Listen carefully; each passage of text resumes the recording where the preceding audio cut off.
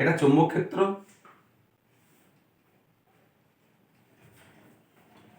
আর এটা হচ্ছে কণার বেগ। কণার বেগ চৌম্বক ক্ষেত্রের সঙ্গে কত কোণে আছে এখন? থিটা কোণে। তো কণার বেগের দুটো উপাংশ পাবো, একটা হচ্ছে চৌম্বক ক্ষেত্রের দিকে, কত পাবো?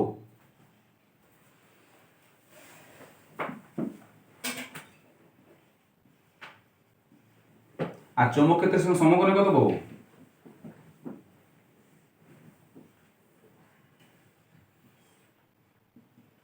ঠিক বলেছি?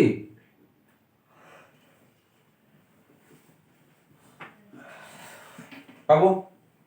এবারে দেখো, এখন আমি যদি প্রিভিয়াস ক্যালকুলেশন আলোচনা করি, প্রিভিয়াস ক্যালকুলেশনটা মনে করি, তাহলে ভালো করে লক্ষ্য করো যে ভি সাইন থিটা, ভিকস থিটা চৌম্বক ক্ষেত্রের সঙ্গে সমান্তরাল হয়ে গেছে, কিন্তু ভি সাইন থিটা চৌম্বক ক্ষেত্রের সঙ্গে সমকোণে আছে। তাহলে ভি সাইন থিটার জন্য এই কণাটা ঘুরতে শুরু করবে। ভি সাইন থিটা চৌম্বক ক্ষেত্রের সঙ্গে সমকোণে আছে, তাই এটা ঘুরতে শুরু করবে। কিরকম? তাহলে দেখা যাক। এখন ভি সাইন থিটা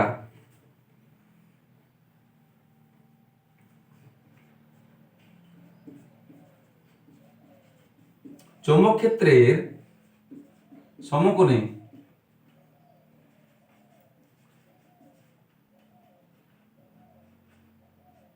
থাকা ভি সাইন থিটা উপাংশের জন্য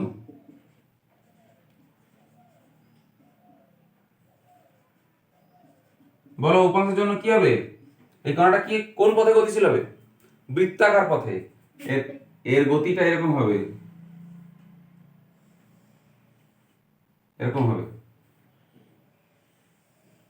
ওকে? এর গতিটা এরকম হবে, বৃত্তাকার পথে গতি হবে। কণাটি বৃত্তপথ সম্পাদন করবে। আর দ্বিতীয়টা কি হবে? বি এর অভিমুখে, এটা 1 নম্বর, আর 2 নম্বর, বি এর অভিমুখে ভিকস থিটা উপাংশ থাকার জন্য। বলো ভিকস থিটা উপাংশ কি করবে ওকে? সমবেগ রৈখিক গতি। ইয়েস, উপাংশ থাকার জন্য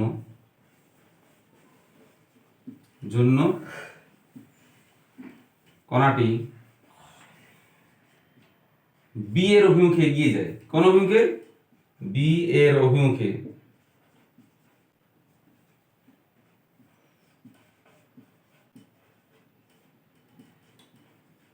এগিয়ে যায়। তাহলে কি হবে গতিপথটা? ঘুরতে ঘুরতে এগিয়ে যাওয়া। দেখো বৃত্তপথ সম্পাদন করবে আর এগিয়ে যাবে। বলো এই দুটো মিক্স হলে কি হবে? এটা কি আর এরকম থাকবে? এটা দেখো কিরকম হবে, দেখো।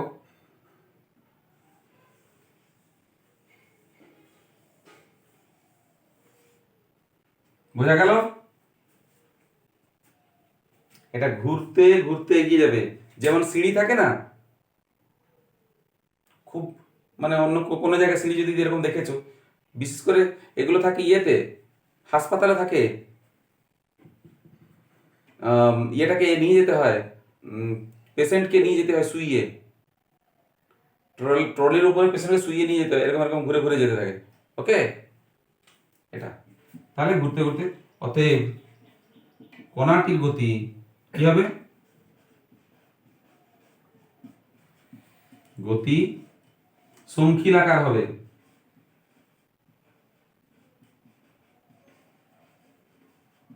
এটাকে স্পাইরাল বলা হয়। ঠিক আছে? এরপর দেখো, এই যে একবার ঘুরতে কত সময় লাগে আমরা দেখেছি, বলো? t = 2πm/qb। একবার ঘুরতে কত সময় লাগে? কণাটির পর্যায়কাল কত বলো?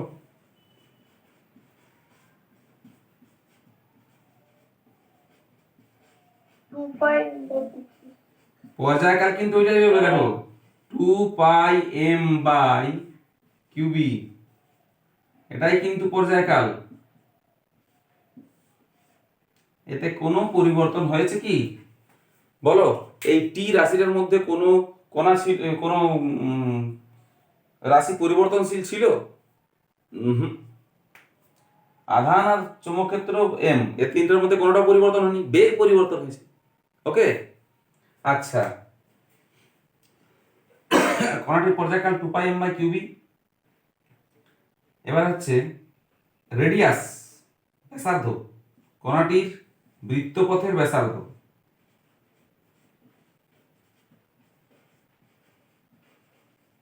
এটা কত হবে? আর mv/qb, মনে পড়ছে? mv/qb, বাট এখানে ভি আছে।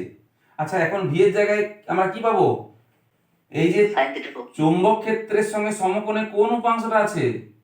ভি নেই, ভি সাইন থিটা আছে। তাহলে এটা কি হবে? mv sin theta by qb। লক্ষ্য করো, ভিটা হয়ে গেল ভি সাইন থিটা, তাহলে mv sin theta by qb। ঠিক আছে, এটা হলো ব্যাসার্ধ। এইবারে এরকমও তো প্রশ্ন হতে পারে যে কণাটা একবার বৃত্তপথে ঘোরার সময় কতটা এগিয়ে যায়। এটাকে বলা হয় পিচ, স্ক্রু পিচ। অর্থাৎ কণাটি একবার ঘূর্ণনে কতটা উপরে ওঠে, মানে সিঁড়ি যদি এইরকম ঘোরানো সিঁড়ি থাকে, তাহলে একবার সম্পূর্ণ সিঁড়িটা ঘুরলে তুমি কতটা উপরে উঠছো, একতলা উঠে যাচ্ছ না 5 ফুট উঠছো, 7 ফুট উঠছো, এইটা। তাহলে একবার স্পাইরাল ঘোরার জন্য কতটা উচ্চতা ওঠে বা কতটা দূরত্ব যায়। তাহলে এখানে বলো, তাহলে এদিকে বেগ কত? V cos theta. উপরের দিকে বেগ কত? Sir V cos theta। V cos theta. আর সময় কত পেয়েছে? কত সময় লাগে একবার ঘুরতে? Capital T. তাহলে স্ক্রু পিচ। তাহলে এখানে পিচ বলে শুধুমাত্র, দেখবে তোমাদের ওইটা লেখা থাকবে স্ক্রু পিচ, এটা শুধু পিচ লেখা আছে। পিচ সমান হবে কত না বেগ ইনটু সময়, কি? V cos theta into t। বেগ ইনটু সময়, বেগ মানে হচ্ছে ভি cos থিটা ইনটু টি। এবার টি মানে mv/qb, 2πm/qb।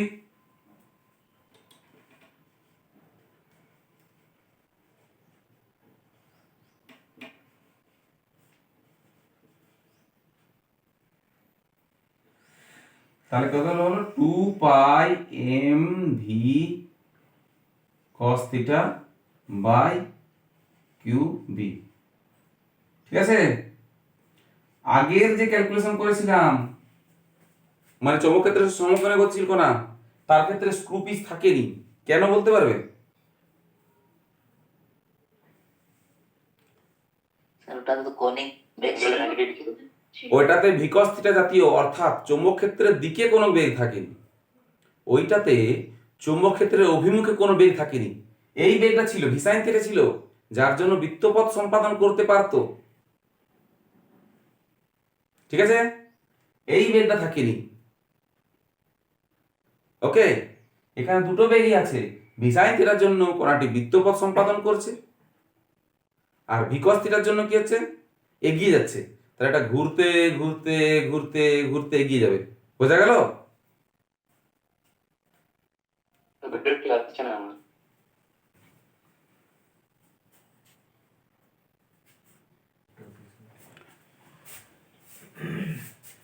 এখন আমরা পড়ব তড়িৎবাহী তারের মধ্য দিয়ে যদি তড়িৎ প্রবাহ যায় এবং সেই তারটা যদি চৌম্বক ক্ষেত্রে রাখা থাকে।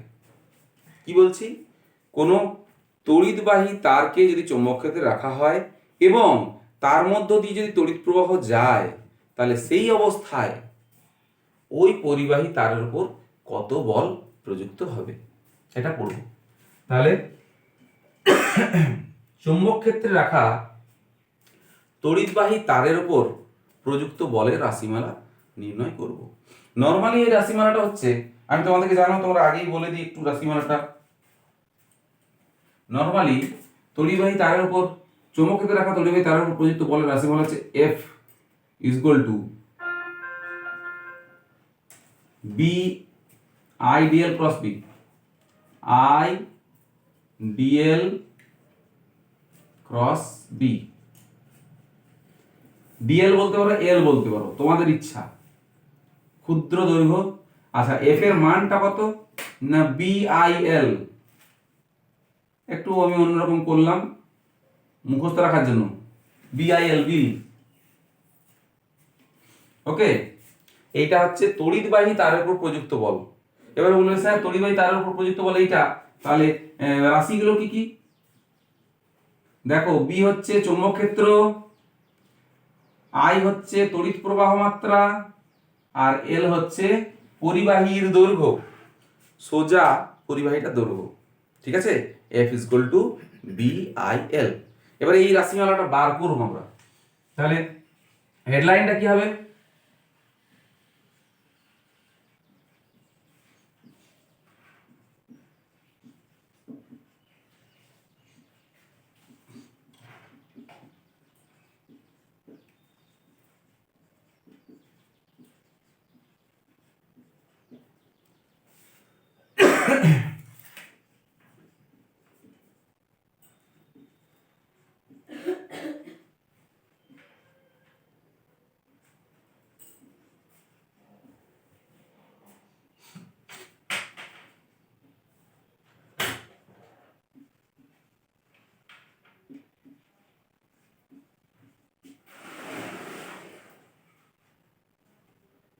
তাহলে দেখো আমি সোজা ভাষায় বলছি যে একটা যদি পরিবাহী তার আছে, এই পরিবাহী তারটার উপর চৌম্বক ক্ষেত্র কোন দিকে বল প্রযুক্ত করবে সেটা আমাকে দেখতে হবে।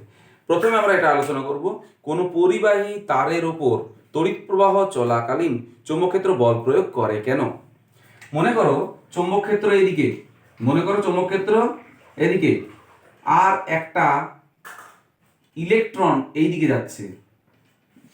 ইলেকট্রন কোন দিকে যাচ্ছে? এদিকে যাচ্ছে।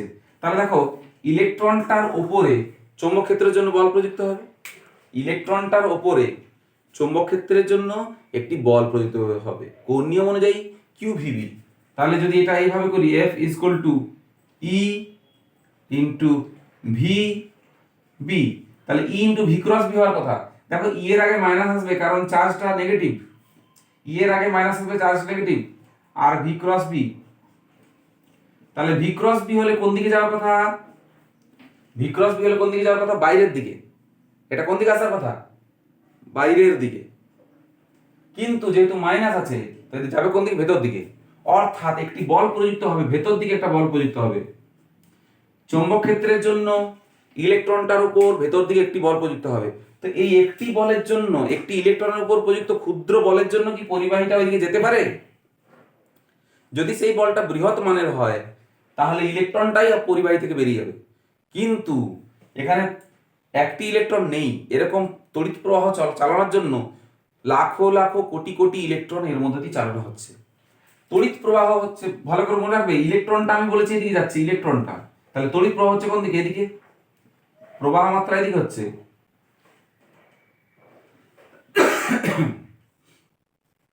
প্রবাহ মাত্রা হচ্ছে এদিকে, তবে এটা হবে। তাহলে বোঝা গেল যে তড়িৎ পরিবাহী তারের উপর বল কেন প্রযুক্ত হয়, কারণ আধানগুলোর উপর বল প্রযুক্ত হয়, সেই বলটার লব্ধিমানটাই হচ্ছে পরিবাহীকে পরিবাহীর উপর প্রযুক্ত বল রূপে প্রকাশ পায়। তাহলে এরপর আমরা এখানে এই বলের রাশিমালাটা নির্ণয় করব। তো একটা পরিবাহী এল দৈর্ঘ্যের পরিবাহীর মধ্যে কতগুলো ইলেকট্রন থাকে? এল দৈর্ঘ্যের পরিবাহীর মধ্যে কতগুলো ইলেকট্রন থাকে? এটা এল দৈর্ঘ্য, এর ক্ষেত্রফল কত? এ, আর এর একক দৈর্ঘ্যে আধান থাকে এন, একক দৈর্ঘ্য আধান থাকে এন। তাহলে এই একক আয়তনে আধান, তাহলে ইলেকট্রনের ঘনত্ব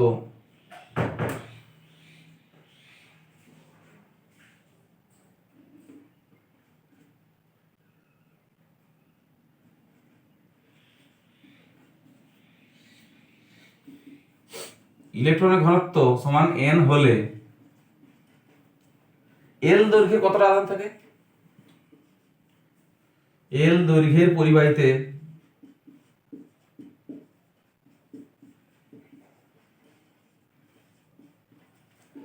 আধান সংখ্যা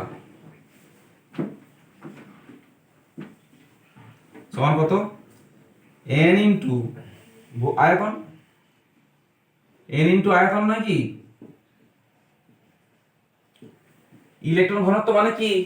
একক আয়তনে ইলেকট্রন সংখ্যা, তাহলে n ইন্টু আয়তন হবে। তাহলে l দৈর্ঘ্যে আয়তন, l দৈর্ঘ্যে পরিবাহিত আধান সংখ্যা কত, আয়তন কত, l ইন্টু a, তাহলে সমান কত হবে n l a। এটা হলো মোট ইলেকট্রন সংখ্যা। এই যে এই দৈর্ঘ্যের পরিবাহিতে মোট ইলেকট্রন সংখ্যা, যেখানে যা ইলেকট্রন আছে সবকে ধরে নিলাম।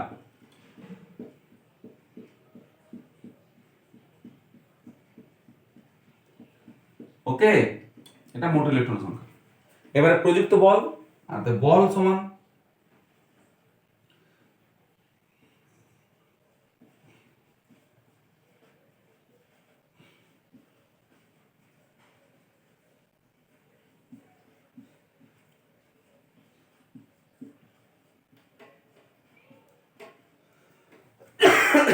দেখো চৌম্বক ক্ষেত্রের জন্য প্রযুক্ত বল এটা কত হবে,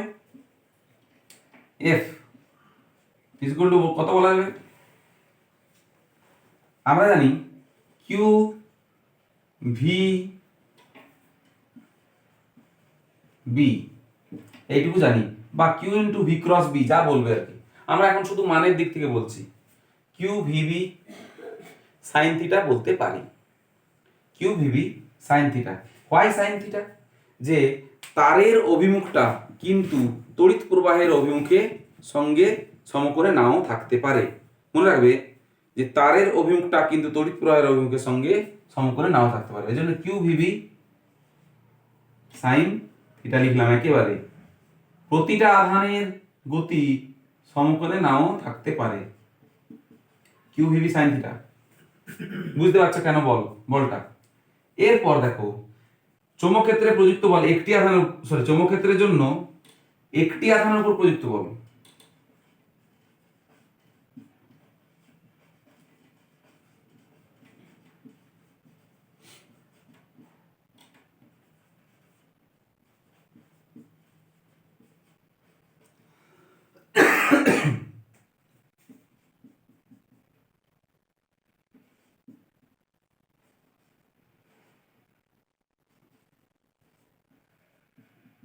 সাইন থিটা, অতএব মোট প্রযুক্ত বল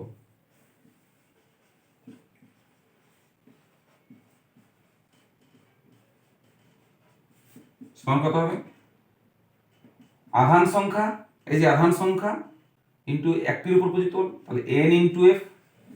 দেখো বুঝতে পারলে কিনা, একটি মানে কণা, একটি কণার উপর প্রযুক্ত বল এই, তাহলে n সংখ্যক কণার উপর প্রযুক্ত বল nf সমান হবে n l a into q v b sine theta.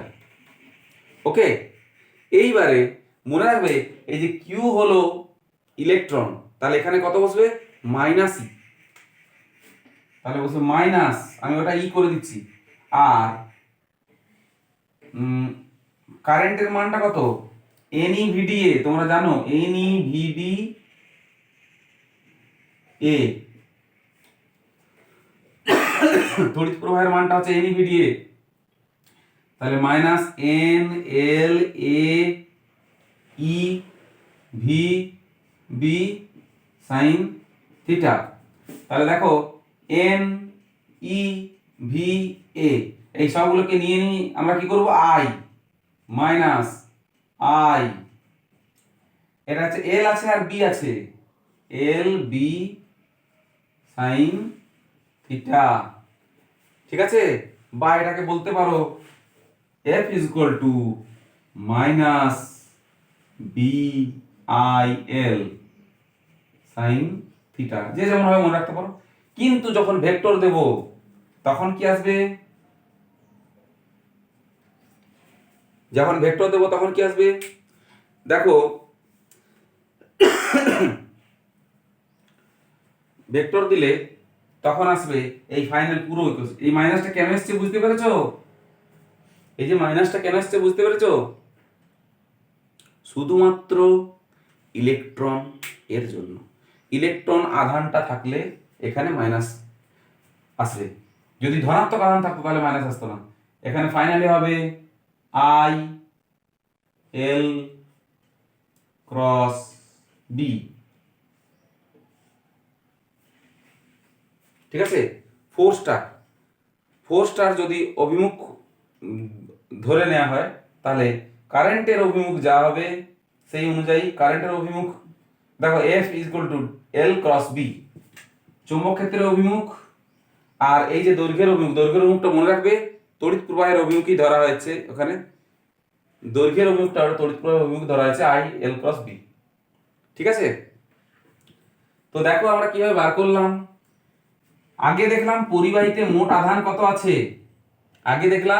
পরিবাহীতে মোট আধান সংখ্যা মানে ইলেকট্রন সংখ্যা কত আছে। তাহলে একক আয়তনে ইলেকট্রন সংখ্যা n, ইলেকট্রন ঘনত্ব n মানে কি, একক আয়তনে ইলেকট্রন সংখ্যা n। তাহলে এই যে পুরো তারটাতে কত ইলেকট্রন থাকবে, n ইনটু আয়তন, তাহলে ভি আয়তনে ইলেকট্রন সংখ্যা কত, n ভি, সেরকম ভাবতে পারতাম। তাহলে n ইনটু এল এ, আয়তনটা কত এর, ক্ষেত্রফল ইনটু দৈর্ঘ্য ইনটু ক্ষেত্রফল করতে পারে, তাহলে n এল এ। এইবারে মোট আধান সংখ্যা বেরিয়ে গেলে একটি আধানের উপর প্রযুক্ত বল বার করব। একটি আধানের উপর প্রযুক্ত বল কত, F is equal to QVB sin theta, মনে পড়ছে QVB sin থিটা। তাহলে মোট প্রযুক্ত বল কত, একটি আধান সংখ্যা ইনটু একটি আধানের উপর প্রযুক্ত বল, এটা রাশিমালাটা হলো। তো Q মানে তো E মানে মাইনাস ই, আধান কত মাইনাস ই, তার জন্য এটা মাইনাস বসবে এখান পর্যন্ত, এটা BIL sin থিটা আসবে। কেন, I এর মানটা বসানো, I মানে NeVDA, N মানে ইলেকট্রন ঘনত্ব, ই মানে ইলেকট্রনের আধান, ভি মানে বা ভিডি মানে হচ্ছে ড্রিফট ভেলোসিটি, আর এ মানে হচ্ছে ক্ষেত্রফল, ঠিক আছে। এই সমস্তগুলো আমরা কাজে লাগিয়ে আমরা এক্সপ্রেশনটা বার করলাম।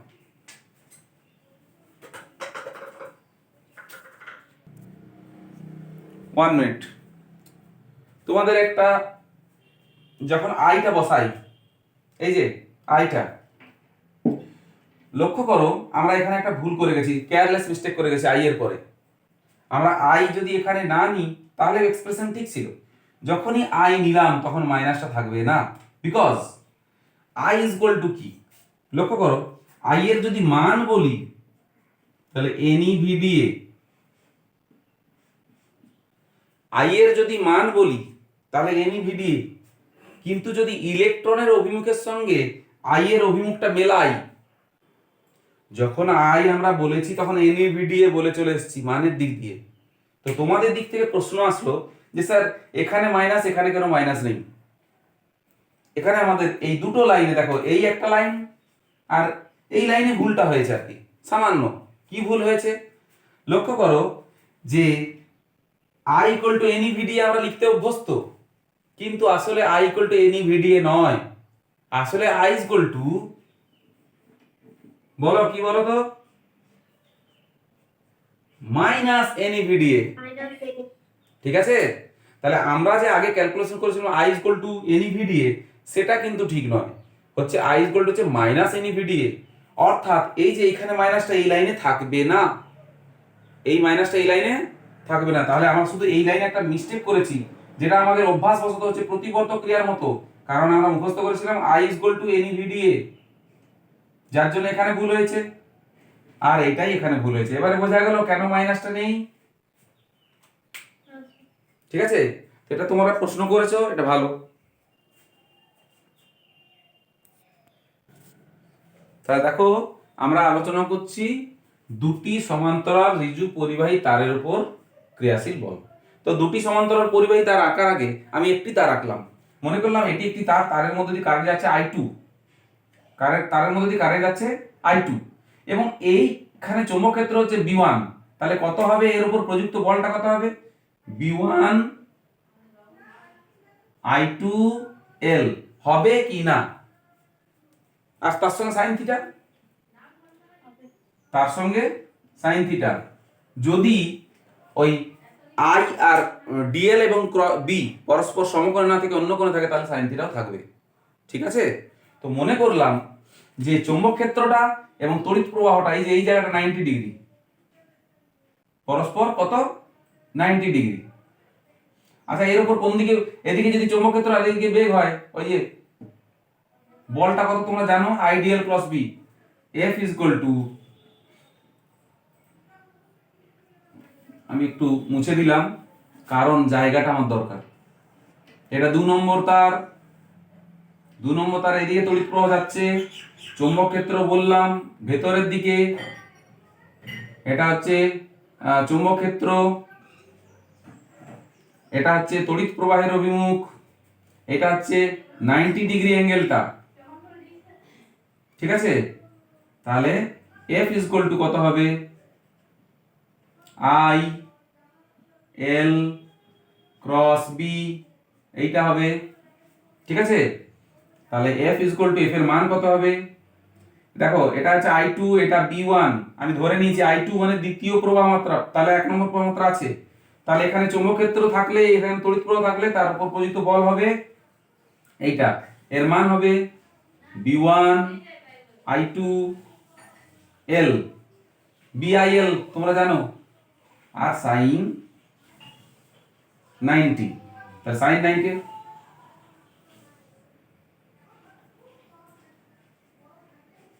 ওকে, এইটা হলো B1 I2 L। আচ্ছা বলো তো, এই চৌম্বক ক্ষেত্রটা যদি অন্য কোনো একটা পরিবাহী তার দিয়ে সৃষ্টি হয়, এমনও তো হতে পারে। আমরা তো জানি যে কোনো একটা তড়িৎ পরিবাহী তারের জন্য, ওই তড়িৎ পরিবাহী তারে যদি তড়িৎ প্রবাহ যায় তাহলে তারের জন্য তার কাছাকাছি অঞ্চলে চৌম্বক ক্ষেত্র সৃষ্টি হয়। তাহলে মনে করলাম এইখানে একটা তার আছে যার জন্য চৌম্বক ক্ষেত্র এটা সৃষ্টি হচ্ছে, যার জন্য এই চৌম্বক ক্ষেত্রটা সৃষ্টি হচ্ছে। মনে করলাম এখানে একটা সমান্তরাল, এর সমান্তরাল পরিবাহী তার আছে, তারের মধ্য দিয়ে I1 কারেন্ট যাচ্ছে, এই I1 কারেন্ট গেলে এই তারের জন্য এইখানে চৌম্বক ক্ষেত্র সৃষ্টি হবে, সেটা হচ্ছে B1। ঠিক আছে, তাহলে কি বললাম, আমি একটা তার আঁকলাম, মনে করলাম যে এখানে চৌম্বক ক্ষেত্র B1 ছিল, তাহলে তারের উপর প্রযুক্ত বল কত পেয়ে গেছি, এই তো ক্যালকুলেশন করলাম। এরপর ওই চৌম্বক ক্ষেত্রটা যদি অন্য একটা তড়িৎবাহী তারের জন্যই সৃষ্টি হয়, তাহলে কি হবে, একটা তড়িৎবাহী তারের জন্য অন্য তড়িৎবাহী তারের কাছাকাছি অঞ্চলে চৌম্বক ক্ষেত্র সৃষ্টি হচ্ছে এবং তার জন্য তার উপর বল প্রযুক্ত হচ্ছে। তাহলে লক্ষ্য করি যে এই যে বি এর অভিমুখ, বি এর অভিমুখটা আবার কি, বি ইকুয়াল টু তোমরা জানো I DL cross B, sorry I DL sine theta. এই বি এর মানটা কত, μ0/4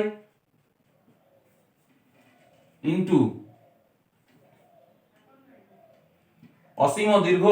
অসীম দৈর্ঘ্যের পরিবাহী, তাহলে μ0I/4, আইটা থাকুক কেন, এটা I1 হবে μ0I1/4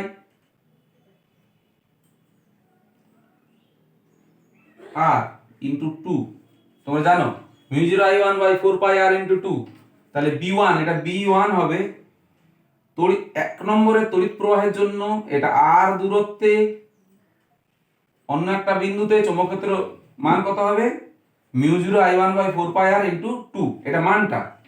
আর অভিমুখ কোন দিকে হবে তোমরা বুঝতেই পারছো, তোমরা জানো আইডিয়াল ক্রস, এখানে হচ্ছে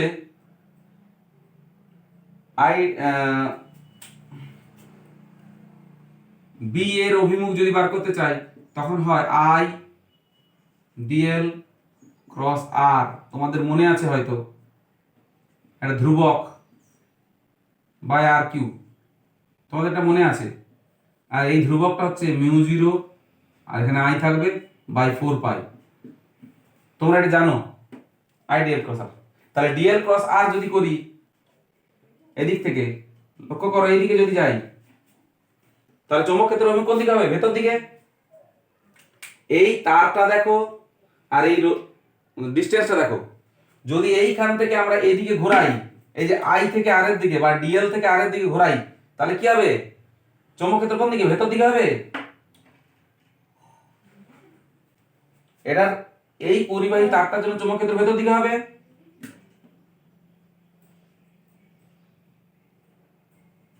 বুঝা গেছে তো?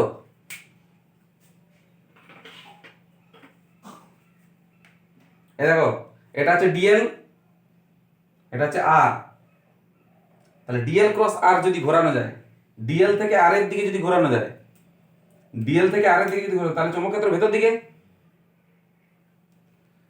সেই সেই চৌম্বক ক্ষেত্রটা কোনখানে, এইখানে, এইখানে চৌম্বক ক্ষেত্রটা ভেতরের দিকে হলো। তাহলে এবারে বলটা কত, তাহলে বল পেয়ে গেছি এখানে কত, আই ডিএল ক্রস বি বা আই এল ক্রস বি, এই হিসাবে পেয়েছি। তাহলে B I L sine theta, এখানে বিটা হচ্ছে 1 নম্বরের জন্য, আইটা হচ্ছে 2 নম্বরের জন্য, ঠিক আছে, আর সাইন 90 পেয়ে গেলাম। তাহলে এখান থেকে হলো এইটা, তাহলে বলের মান পেলাম এইটা। তাহলে এখন বলের রাশিমালা কত, F is equal to যা লিখেছি I2L ইন্টু B1, এটা রইবে, এটা ঠিক আছে। আচ্ছা, আর F এর মান কত, F এর মান সমান হচ্ছে কত, BIL, কি বললাম, F এর মান BIL, BIL। এবার বিটা কত 1 নম্বরের জন্য, আইটা কত 2 নম্বরের, মানে 2 নম্বর তারের প্রবাহ মাত্রা। আচ্ছা B1 মানে কত, B1 মানে এইটা বসাও, mu 0 I1 by 4 pi R into 2, এটা হচ্ছে B1, I2 L। তাহলে গুণ করে নাও, কাটাকাটি যা যা করার আছে করে নাও, mu 0 I1 I2 L by 4 pi R, sorry 2 pi R। এইটা হলো একটি তড়িৎ তারের মধ্যে দিয়ে তড়িৎ প্রবাহ গেলে তার পাশাপাশি যদি অন্য তড়িৎ প্রবাহী তার থাকে এবং তারা যদি সমান্তরাল হয়, তাদের মধ্যবর্তী বলটা, ঠিক আছে। দেখো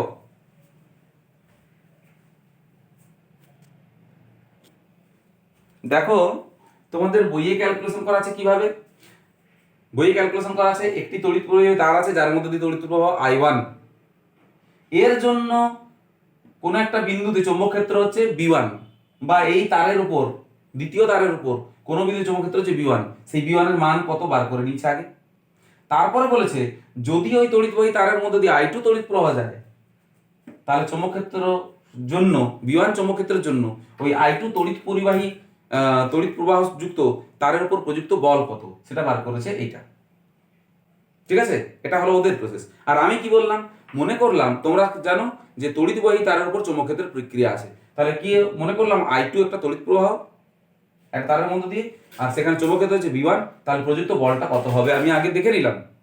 এইবার বললাম যদি এই চৌম্বক ক্ষেত্রটা অন্য একটি তড়িৎবাহী তারের জন্য সৃষ্টি হয়, যদি এই চৌম্বক ক্ষেত্রটা অন্য একটি তড়িৎবাহী তারের জন্য সৃষ্টি হয় যেটা হচ্ছে এর সঙ্গে সমান্তরাল, তাহলে কি হবে, তখন হবে এই চৌম্বক ক্ষেত্রের জন্য প্রযুক্ত এই তড়িৎ প্রবাহের জন্য প্রযুক্ত বা উৎপন্ন চৌম্বক ক্ষেত্রটা হবে B1, তার মানটা পেলাম, এটা এখানে বসিয়ে দিলাম, তাহলে বলের মান বেরোলো। আমি উল্টো দিক থেকে পড়ালাম, তোমরা যে কোনো দিক থেকে এটা দেখতে পারো, ব্যাপারটা একই।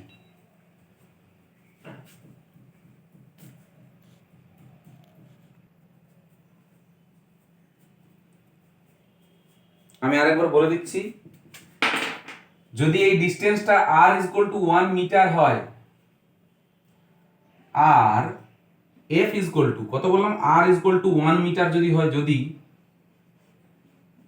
f হয় 2 × 10⁻⁻7 নিউটন হয়, আর l যদি 1 মিটার হয়, তাহলে I1 × I2 এটা কত হবে, 1 হবে। তাহলে I1 ও 1 আর I2 ও 1 এরকম ভাবা যেতে পারে।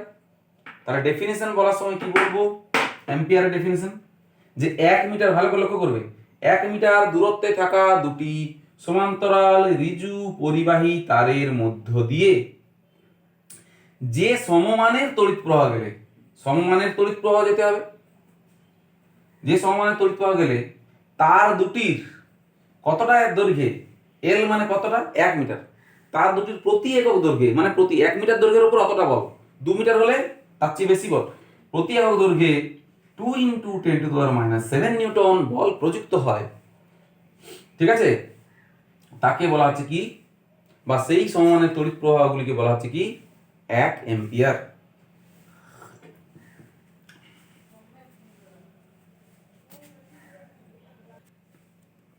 আমরা ক্যালকুলেশন করলাম যে যদি তার দুটি সমান্তরাল পরিবাহী তারের মধ্য দিয়ে একই দিকে তড়িৎ প্রবাহ যায়, তাহলে তাদের মধ্যে কি হবে, এইটা থেকে এদিকে আকর্ষণ বল হবে। কি করে দেখলাম না, এই তারের জন্য এই যে তড়িৎ প্রবাহ আছে I1, তার জন্য চৌম্বক ক্ষেত্র হবে ভেতর দিকে B1,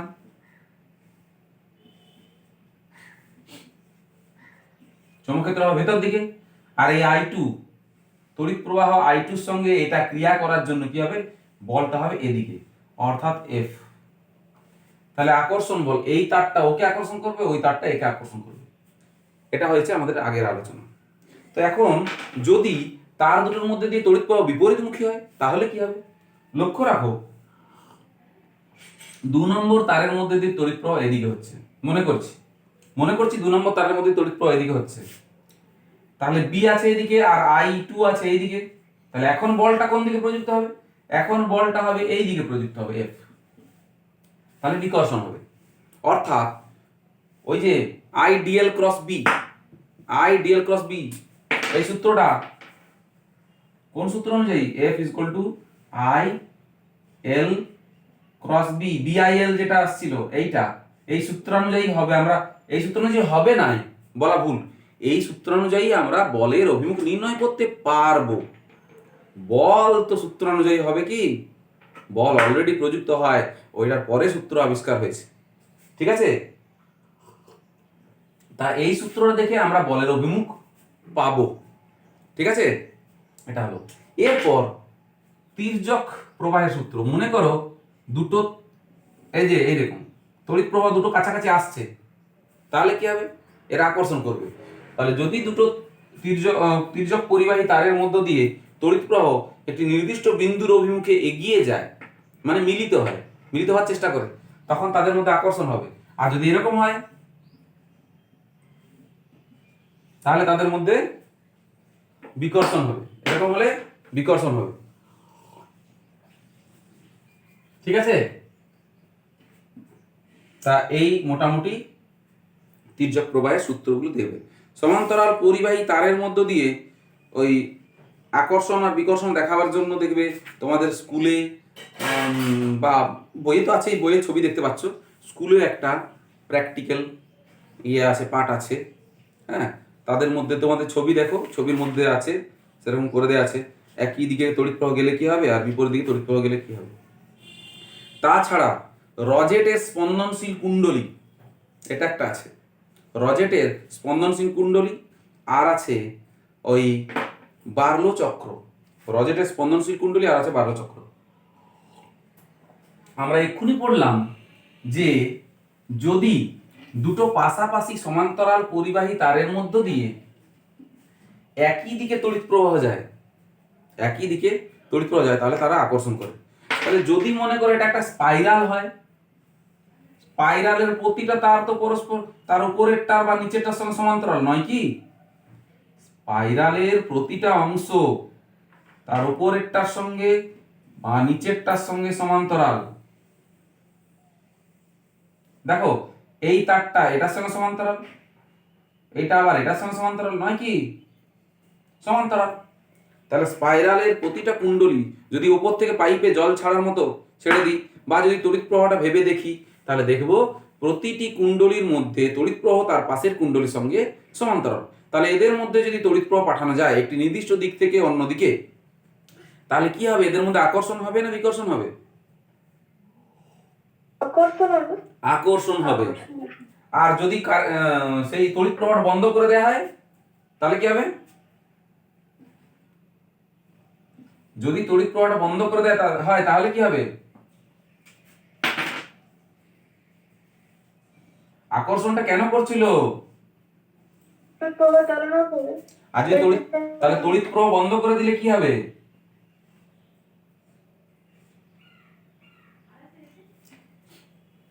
তাহলে একটা দেখো, যে অবস্থা ছিল সেই অবস্থা থেকে হ্যাঁ, আকর্ষণটা ইয়ে হয়ে যাবে, আর থাকবে না। ঠিক আছে, আর আকর্ষণ থাকবে না। তাহলে লক্ষ্য করো, যখন এর মধ্যে দিয়ে তড়িৎ প্রবাহ যাবে, তখন এটা এখানে রজেটের স্পন্দনশীল কুণ্ডলী স্ট্যান্ডের উপর বসানো আছে, এটার উপর পারদ রাখা আছে। এর মধ্যে কি রাখা আছে? পারদ, মার্কারি, এইচজি রাখা আছে। এবার দেখো এই স্প্রিংটা লম্বা হলো, এই যে ভারীটা আছে এম, এম ভরটা থাকার জন্য এই স্প্রিংটা লম্বা হয়, লম্বা হয়ে পারদকে স্পর্শ করে। আর এর মধ্যে কারেন্ট দেওয়া আছে, কারেন্ট এটাকে যখনই টাচ করবে, এদিকটা নেগেটিভ পজিটিভ আছে আর এদিকটা নেগেটিভ আছে ধরো। ঠিক আছে, ব্যাটারি দিয়ে কানেকশন করা যাবে, তোমরা বইয়ের ছবি দেখতে পারো। তাহলে সঙ্গে সঙ্গে কি হবে এটা বলো? কারেন্ট যাবে তো, কারেন্ট গেলেই কি হবে? এইটা পরস্পরকে আকর্ষণ করবে কিনা বলো? এই স্প্রিংটা আকর্ষণ করলে কি এই বলটা, এই যে ববটা আছে বা ভারী যে গোলকটা আছে, ওটা কি আর এখানে আর টাচ থাকবে না উপরে উঠে যাবে? আচ্ছা, উপরে উঠে গেলে কি আর কারেন্ট থাকবে না বন্ধ হয়ে যাবে? বন্ধ হয়ে যাবে। কারেন্ট বন্ধ হলে আকর্ষণ থাকবে? কারেন্ট বন্ধ হলে আকর্ষণ থাকবে? না না আকর্ষণ না থাকলে বলটা আবার কোথায় নেমে আসবে? নিচে নিচে নেমে আসে, আবার টাচ করবে, আবার টাচ করলে আবার কারেন্ট যাবে, হ্যাঁ কারেন্ট গেলে আবার আকর্ষণ হবে। হ্যাঁ হবে তাহলে এটা যদি বারবার হতে থাকে তাহলে কি হবে? আকর্ষণ গেলে এটা সংকুচিত আবার হবে কিনা? তাহলে এটা হচ্ছে সংকুচিত হবে, কারেন্ট বন্ধ হয়ে গেলে আবার প্রসারিত হবে, আবার কারেন্ট গেলে সংকুচিত হবে। বোঝা গেল?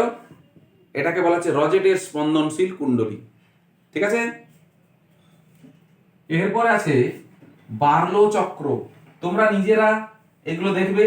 আমাদের সময় 2003 সাল ছিল, ডেঞ্জারাস সময় আর কি একটা।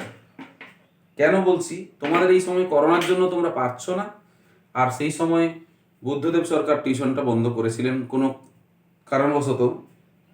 যাই হোক, হঠাৎ করে বেকার ছেলেদের প্রতি ওনার এটা হয়ে গেছিল আর কি।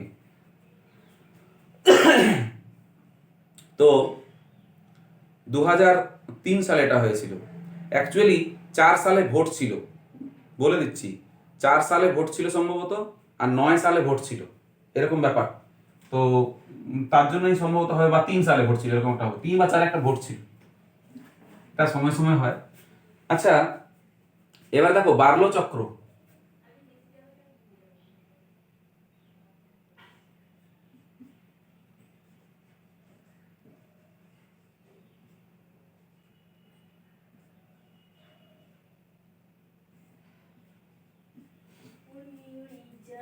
বার্লো চক্র, তো বার্লো চক্র তোমরা ক্লাস 9-এ পড়েছো। বার্লো চক্র তোমরা ক্লাস 9-এ পড়েছো। ঠিক আছে, বার্লো চক্রে কি থাকে এটা কি আমি দেখাবো? পরিষ্কার করে বলো, এটা পারবে না আমি দেখাবো? কারণ বার্লো চক্র 9-এ হয়েছে। যদি তোমাদের অসুবিধা না থাকে তাহলে আমি দেখাবো না, আর যদি অসুবিধা থাকে তাহলে আমি হালকা করে বলে দিয়ে যাবো।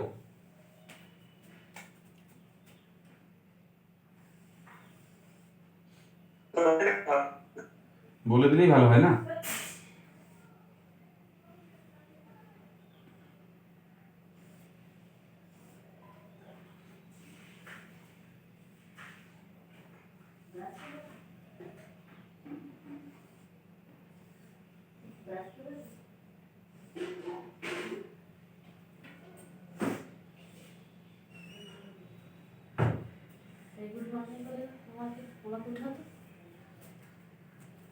Good morning.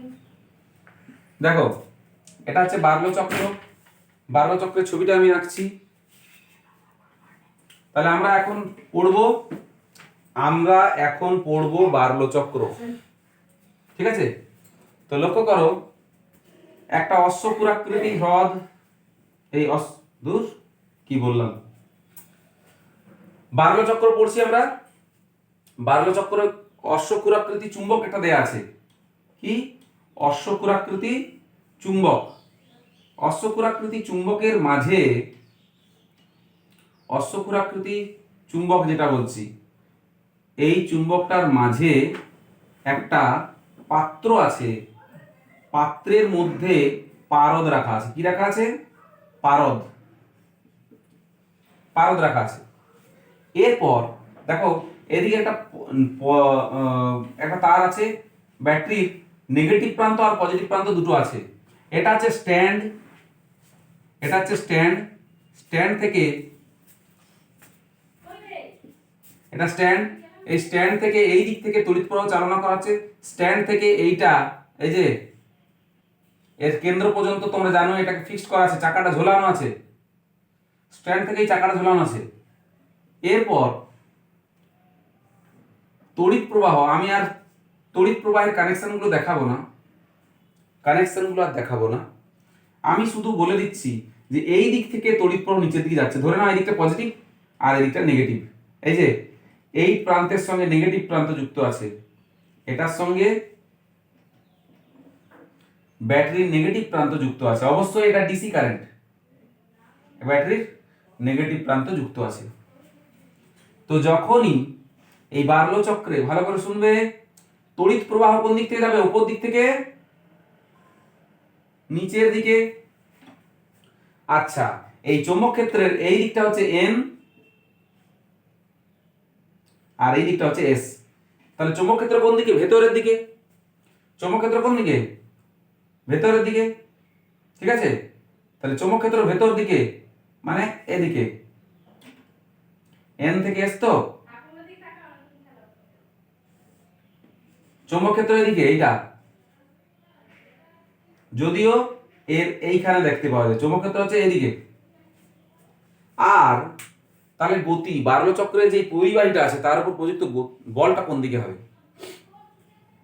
তাহলে বার্লো চক্র আঁকা হয়েছে। বার্লো চক্রের নিচে একটা অশ্বক্ষুরাকৃতি চুম্বক থাকে, যে চুম্বকের উত্তর মেরু ও দক্ষিণ মেরুর মাঝে একটা পারদের পাত্র থাকে, যে পাত্রে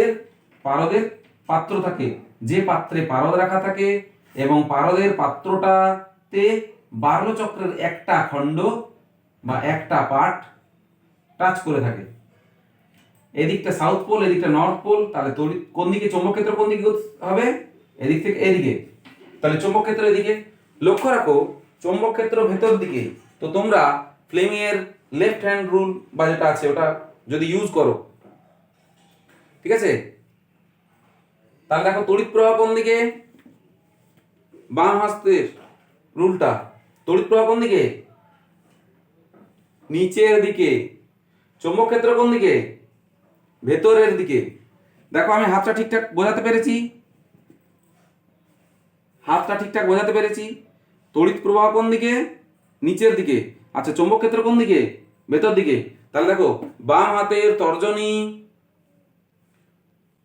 তর্জনী বৃদ্ধাঙ্গুষ্ঠ এবং মধ্যমা পরস্পরের সমকোণে প্রসারিত যদি করা হয়, তাহলে মধ্যমা যদি তড়িৎ প্রবাহের অভিমুখ নির্দেশ করে, তর্জনী যদি চৌম্বক ক্ষেত্রের অভিমুখ নির্দেশ করে, তাহলে বৃদ্ধাঙ্গুষ্ঠ পরিবাহীর ওপর প্রযুক্ত বলের অভিমুখ নির্দেশ করবে। ওকে, তাহলে পরিবাহীর উপর প্রযুক্ত বলটা কোন দিকে হবে? দেখে নাও। তড়িৎ প্রবাহ নিচের দিকে, চৌম্বক ক্ষেত্র কোন দিকে? ভেতর দিকে। তাহলে এই হবে। তাহলে পরিবাহীর উপর প্রযুক্ত বল কোন দিকে? বৃদ্ধাঙ্গুষ্ঠ কি বলছে? এইদিকে ঘুরবে। তাহলে এই যে পিন পয়েন্টটা, এই জায়গায়, এখানে এর উপর এইদিকে বল প্রযুক্ত হবে। কোন দিকে বল প্রযুক্ত হবে দেখতে পাচ্ছ? এদিকে বল প্রযুক্ত হবে। এই বল প্রয়োগের জন্য বার্লো চক্রটা গতিশীল হবে। তার ফলে পিনটা কি হবে? এটাকে ছেড়ে চলে যাবে। পিনটা হবে পারদকে ছেড়ে চলে যাবে। পারদ তো আর কঠিন নয়, পারদ তরল পদার্থ। পারদকে ছেড়ে পিনটা উপরে উঠে গেল। কিন্তু এই যে গতিটা পেলো, তার জন্য পেছনের পিনটা এসে আবার এখানে প্রবেশ করবে। এই বলটা যদি এদিকে পায়, তাহলে গতিশীল এটা এরকম হবে। বল এদিকে প্রযুক্ত হচ্ছে, কিন্তু ঘূর্ণন শুরু হবে এতে। বার্লো চক্রটা কি চলে যাবে ওইদিকে? যেতে পারে কি? কারণ বার্লো চক্র ফিক্সড হয়ে আছে এখানে। তাহলে বার্লো চক্র উপর বল এদিকে প্রযুক্ত হলো, বার্লো চক্র ঘূর্ণন এদিকে হবে। যখনই এই পিনটা উপরে উঠে যাবে, তখন তার পেছনের পিনটা এসে এখানে প্রবেশ করবে। তার পেছনের পিনটা এসে এখানে প্রবেশ করবে। তাহলে কি হবে? আবার কারেন্ট যাবে, আবার কারেন্ট যাবে। যখন এই পিনটা উপরে উঠে গেছিল তখন কারেন্ট যায়নি। যখন এই বার্লো চক্রের কোনো অংশই পারদকে টাচ করে নেই, তখন কোনো কারেন্ট যায়নি, তখন কোনো কোনো বল প্রযুক্ত হয়নি। কিন্তু আগে যে বলটা প্রয়োগ হয়েছিল গতি জাড্যের দরুন এই পিনটা উপরে চলে গেলেও পরের পিনটা এসে নিজে নিজেই পারদকে টাচ করবে, আর পারদকে টাচ করলেই কি হবে, আবার তড়িৎ প্রবাহ যাবে, তার ফলে আবার গতিশীল হবে। এইভাবে বার্লো চক্রে ক্রমাগত বলটা প্রযুক্ত হতে থাকবে এবং বার্লো চক্র ক্রমাগত গতিশীল থাকবে।